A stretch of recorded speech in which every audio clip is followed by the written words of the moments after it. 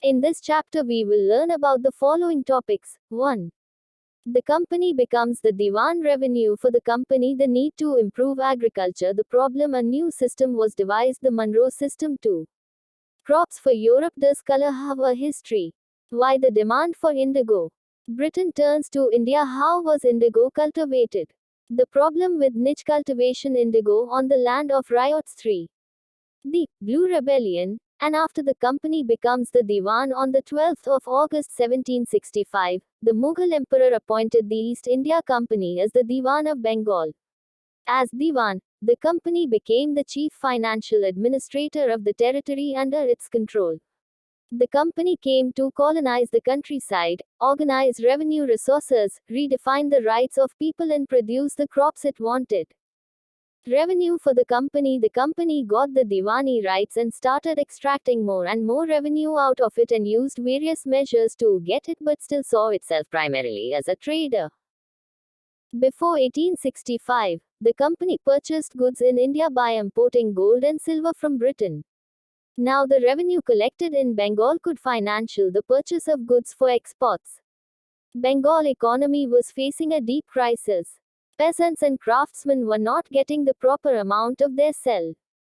In 1770, a terrible famine killed 10 million people in Bengal, but no one gave attention to the condition of affected people as revenue was under the control of British and they did not pay attention to any of the matter related to peasants as their main task was to make money by trade. The need to improve agriculture. In 1793, the company introduced the permanent settlement. Charles Cornwallis was the governor when permanent settlement was introduced. By the terms of the settlement, the Rajas and Talukdars were recognized as zamindars, who were asked to collect rent from the peasants and pay revenue to the company. The amount to be paid was fixed permanently.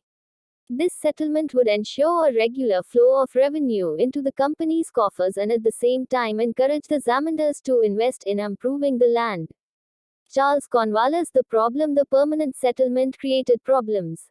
Soon, the company officials discovered that the zamindars were not investing in the improvement of land because the fixed revenue was very high.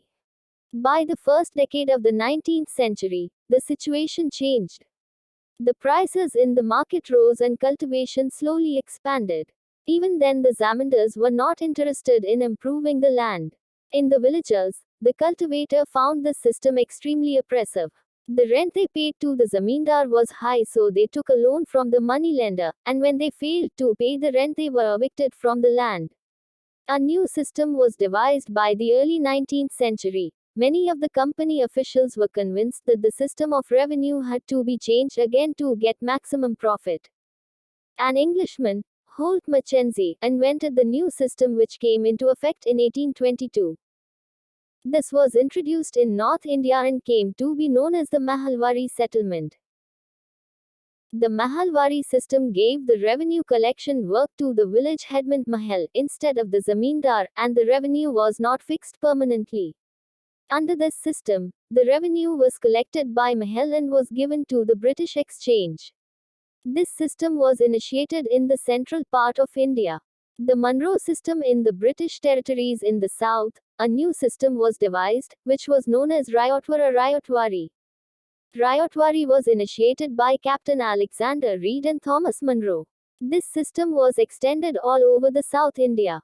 Sir Thomas Monroe. In this system, ryots were directly involved for the collection of revenue and it was fixed after the proper assessment of individual land.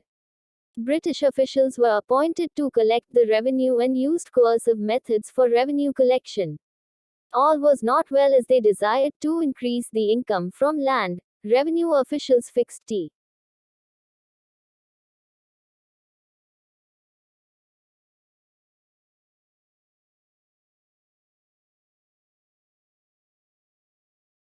Too high a revenue demand. As peasants were unable to pay, riots filled the countryside, and villages became deserted in many regions. Crops for Europe. By the late 18th century, the company was trying to expand the cultivation of opium and indigo, which were highly demanded in Europe. The Britishers forced cultivators to produce jute, tea, sugarcane, wheat, cotton, and rice in various parts of India. Indigo was highly demanded in Europe. To get the indigo cultivation, the Tinkatia system was introduced. Under this system, peasants had to cultivate indigo on 3/20 of their land. Because of the production of the cash crops and indigo, which had to be grown on the most fertile land, the farmers were left with little fertile land to grow. These crops reduce the production of food crops. Does color have a history? The rich blue color was commonly called as indigo and it was on a high demand in Europe as it was used for dyeing purposes. India was the biggest supplier of indigo in the world in the 19th century. Indigo cultivation was one of the reasons for the poor condition of farmers and led to riots in various farmers. Indigo farms. Why the demand for Indian indigo? Indigo plants grow in the tropics and Indian indigo was used by cloth manufacturers in Italy, France and Britain to dye cloth. Small amounts of Indian indigo reached the European market and its price was very high. Therefore, European cloth manufacturers had to depend on another plant called woad to make violet and blue dyes. Indigo produced a rich blue color, whereas the dye from woad was pale and dull. By the end of the 18th century, the demand for Indian indigo grew further. While the demand for indigo increased, its existing supplies from the West Indies and America collapsed for a variety of reasons. Between 1783 and 1789, the production of indigo in the world fell by half. Britain turns to India. The company in India expanded the area under the indigo cultivation to meet the rising demand for indigo in Europe. As the indigo trade grew, commercial agents and officials of the company began investing in indigo production. How was indigo cultivated? There were two main systems of indigo cultivation: niche and rayoti. Within the system of niche cultivation, the planter produced indigo in lands that he directly controlled. He either bought the land or rented it from other zamindars and produced indigo by directly employing hired laborer. The problem with niche cultivation: this cultivation needed fertile and big lands and it was difficult to get big areas as they were already highly populated. For this, they had to force out population which led to conflicts. Niche cultivation on a large scale required many plows and bullocks. Investing on purchase and maintenance of plows was a big problem. At the same time of its cultivation, the cultivation of rice also took place, that is why plows were not available on rent too. Availability of labor was also a problem as peasants were engaged in rice cultivation at the same time. Indigo on the land of ryots. In rayoti system, the planters forced the ryots to sign a contract and agreement sitta. Those who signed the contract got cash advances from planters at low rates of interest to produce indigo. The peasants got very low price for the indigo they produced and the cycle of loans never ended. After an indigo harvest, the land could not be sown with rice, which the peasants preferred as indigo production reduced the fertility of soil. Indigo on the lands of ryots. The Blue Rebellion, and after riots in Bengal, refused to grow indigo. People who worked for the planters were socially boycotted, and the Gomastas, agents of planters who came to collect rent, were beaten up. The Bengal riots had the support of the local zamindars and village headmen in their revolt against the planters. The indigo peasants believed that the British government would support them in their struggle against the planters.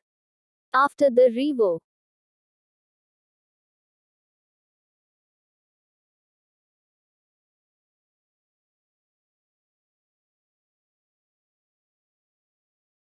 of 1857, the British government was worried about the possibility of another popular revolt. As the revolt spread, intellectuals from Calcutta rushed to the indigo districts. Mahatma Gandhi visited Champaran. The government set up the Indigo Commission to inquire into the system of indigo production. The commission asked the ryots to fulfill their existing contracts but also told them that they could refuse to produce indigo in future. Indigo production collapsed in Bengal after the revolt.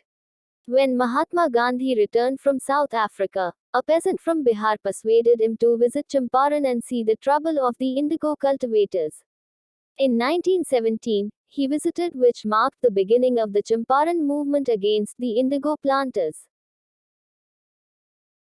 Important dates: the 12th of August 1765, the Mughal emperor appointed the East India Company as the Diwan of Bengal 1770. The Great Famine of Bengal which killed millions of Bengali people 1793. Permanent settlement was introduced by Cornwallis the time between 1783 and 1789. The production of indigo in the world fell by half. 18th century. From the 18th century, indigo cultivation in Bengal expanded rapidly. 1810, the proportion of imported indigo of the whole world from Bengal gone up to 95%. 1859, the Indigo Rebellion for Blue Rebellion started. 1917, Gandhiji visited Champaran to start a movement against the indigo planters.